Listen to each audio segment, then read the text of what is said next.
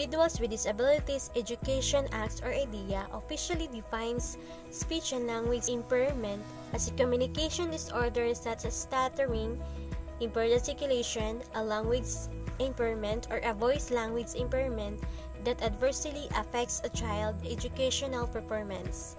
Each point within this official definition represents a speech-language subcategory. A communication disorder such as stuttering provides an example of a fluency disorder, or other fluency issues includes unusual repetition words and hesitant speech. What is speaking and language impairment? So based on my research, it is a child with a communication disorder and has trouble of communicating with others. So what are the common traits of speech and language impairment? First is he or she may not understand or make the sounds of speech. Second is improper use of words and their language. Third is inability to express ideas. Fourth is inappropriate grammatical patterns. Fifth is reduced vocabulary and inability to follow directions. But the most common traits is speech and language impairment is the childhood disabilities and affect about 1 in 12 children, or 5% to 8% of preschool children. Educational challenges: poor or insufficient academic level, struggle with reading, have difficulty understanding and expressing language, misunderstand social issues, avoid attending school, show poor judgment, have difficulty with tests. Tips for the parents. First is practice. If your child has trouble saying certain sound, like for example F, encourage him or her to just make the sound all by itself. Once that comes more easily, you can incorporate it into syllables like f, or fa before moving on to actual words that use it. Repetition here is your friend and is an opportunity for gamification. Give tokens for completing a set number of exercises. Second, focus on what the child can do.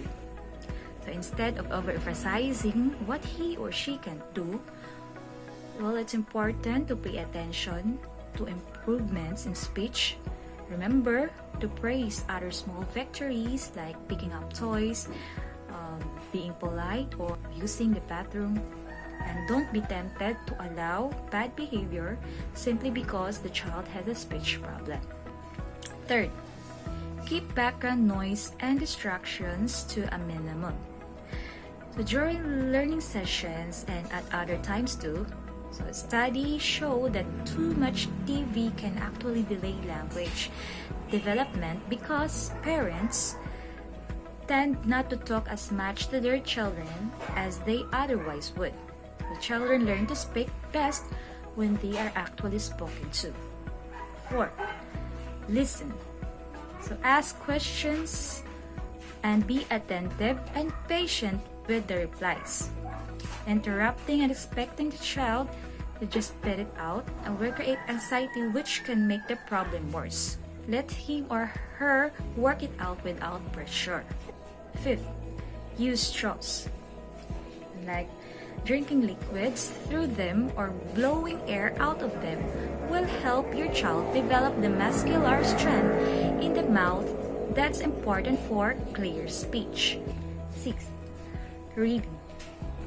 Reading a favorite book to your child and then having them read it back to you can provide excellent reinforcement. Even if the child is too young to be able to read words, having them explain what they see in the book and remember the context from hearing it can strengthen speech and confidence. The other tips for the teachers. First is encourage and accept all forms of communication. Now, learners with speech and language difficulties are often lacking in confidence and shy about speaking in public. So avoid asking them to repeat mispronounced words or finish their sentence for them. Second, be conscious of your own communication style. So make sure your language is clear and direct and face the class so that learners can see your expressions and read your lips if necessary. Third, teach active listening skills. Explain to the whole class that it is important to be attentive and look at someone when they are talking to you and not to interrupt. Fourth, give time to think and respond to questions. All learners can benefit from this. Using the think, pair, share model in class provides the time needed to process information and organize thoughts before having to answer. Fifth, use sound discrimination exercises. We know that phonemes are the building blocks for language. You can help learners who have difficulty recognizing and decoding phonemes through multisensory activities like clapping and stamping out syllables in new vocabulary or color coding the different groups of phonemes. Sixth, help with sequencing and word order. If the learner has difficulty explaining things or telling stories in the right order, just ask them to give bullet points of what they want to say and put them in correct sequence on a timeline. It's also helpful to cut up stories so they can practice putting them in order. You can use pictures for your younger learners. 7. Build vocabulary. Use pictures, objects, and photos to help understand and remember new vocabulary. Encourage learners to use their visual memory by making a personal vocabulary box of keywords on picture cards. 8. Help build STEAM. Make sure to notice and praise good interactions and speech.